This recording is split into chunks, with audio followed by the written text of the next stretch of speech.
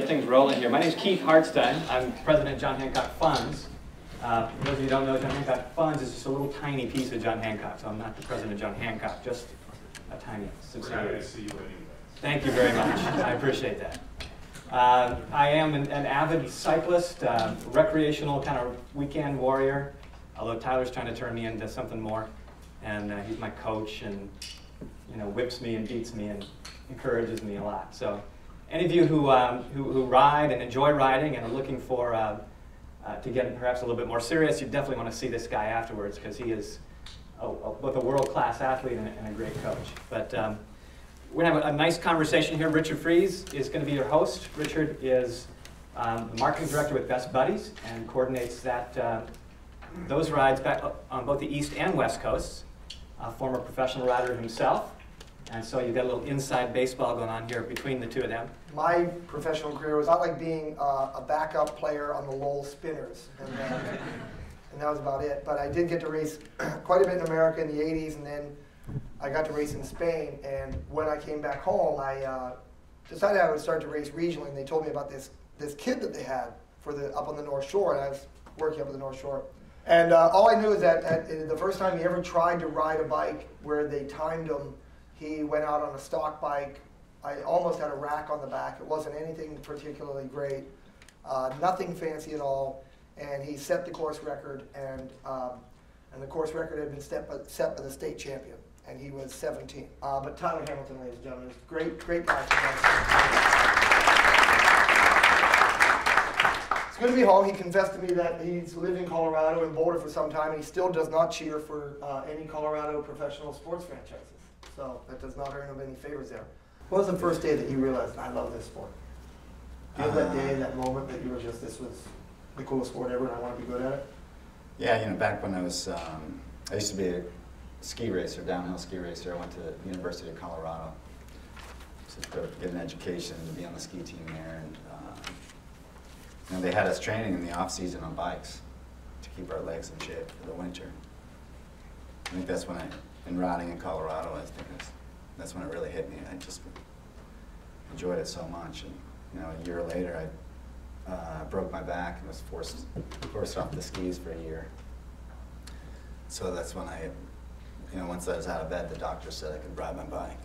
So when I wasn't in class, I was out on my bike, and that's kind of how this whole thing started for me. But he's here to help us get started with, you guys are doing your ride, and although he had this gift of being naturally strong, he actually had to learn a lot of things, and a lot of mistakes were made along the way. And Tyler, I don't know if you are familiar with these guys doing this charity ride, but my first thing to you is, what was your first 100-mile ride like?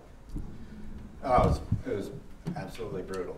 I learned a lot throughout the day. I think it was, I went to school up in New Hampshire, a private school called Holderness, and in the middle of the White Mountains. And so the profile during the day was up and down, and didn't eat enough, didn't drink enough, didn't bring the right clothing. So it was really a sufferfest, and I learned a lot after that first day. And hopefully after today we can maybe teach you guys a little bit about preparing for a long ride and not making the same mistakes that I made. Plenty of mistakes. I made twice as many, yeah. So. The first thing that comes to mind, I read a lot of you people signed up for this. You had questions at yes, and just about everybody was like, "I'm really freaking busy. Okay, how do I do this?" The great Eddie Merckx, when they asked him what are the three, he said, "Here's the 3 ways to become a good bike rider: ride lots, and ride lots." But since the 70s, that has changed somewhat, in that you are a big proponent of this, that there's quality versus quantity. The biggest question people have is, am I better off doing a lot of little rides or one big one on the weekends? Keith Hartstein's a perfect example. He's a very busy guy. He rides every morning for 1 hour is his maximum. He gets on the training on the indoor trainer every morning at I think 5:15 in the morning. And I give him a lot of specific work to do, and once in a while on the weekend he'll be able to ride a little bit longer. But he's fit, ready to go. He was 3rd place on Sunday in a local race. I've seen him improve a lot in the last 4 or 5 months. Some people have different bandwidths as to how much they can withstand. sort of suffering-wise, pain-wise. Some people have never really pushed themselves. I don't know if this is you guys or not, but how do you expand that envelope of what you can suffer? Because it seems like one of the things is that mentally, how hard can you go? People hit their first barrier and then they just shrink down from it. You know, when you're a new rider out there, when you first start feeling that pain, you kind of want to back off. But I think it's some of the more experienced riders out here have seen it. Like you can suffer more than you actually think. And you know, I've learned. I use the word suffer because I suffered a lot throughout my career. And you can really work with a lot of that pain and actually get through it and keep going. But a lot of it doesn't have to be suffering also. I mean, a lot of you really are a big proponent of quality time. The good thing about the intensity of riding is that there's also a lot of rest and relaxation. Absolutely. Do you feel like some people don't know how to rest?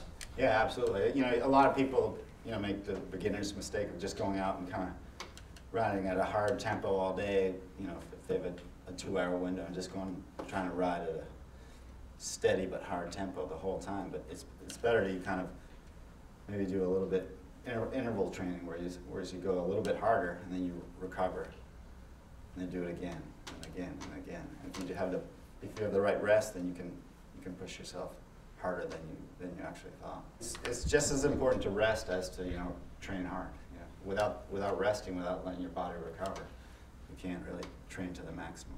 One of the big questions is, how far do I have to ride the 100 miles? Which I always thought was sort of curiously written. Obviously, you have to ride 100 miles. However, I think the question meant, do I need to be able to ride 100 miles before I ride 100 miles? And I said the answer, I believe the answer is no, but what's your take on that? No, I agree. You know, I ran the Boston Marathon last year, like pretty much cold turkey. You're young. No, with about 2 weeks of running, and I think my longest run in my whole life had been maybe 10 miles. Wow. And a lot of it's just, you know, up here, you know. You get that, Albert? Yeah, I wasted the last 6 months then, huh?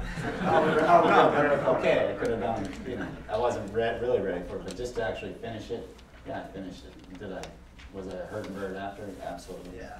But, you know, a lot of it's up here, you know, mentally preparing for it, and, you know, having some at least base fitness. You know, it depends on how fast you want to run the 100 miles. How fast you want to ride the 100 miles, but you know, that's a bit of a different story. But I think all you guys can do it. All you guys can do it. That's for sure. So, you know, the mind is a powerful thing. To ways, too, yeah. As with my career. Cross-training. A lot of people ask about cross-training. Proponent of it or not? Oh, absolutely. Absolutely. Is that for your brain or for your body? For both, you know.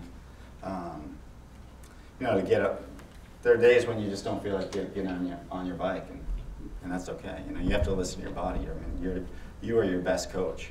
And there are days when you don't feel like getting on your bike and you want to do something different, whether it's go for a run or a walk or go for a swim.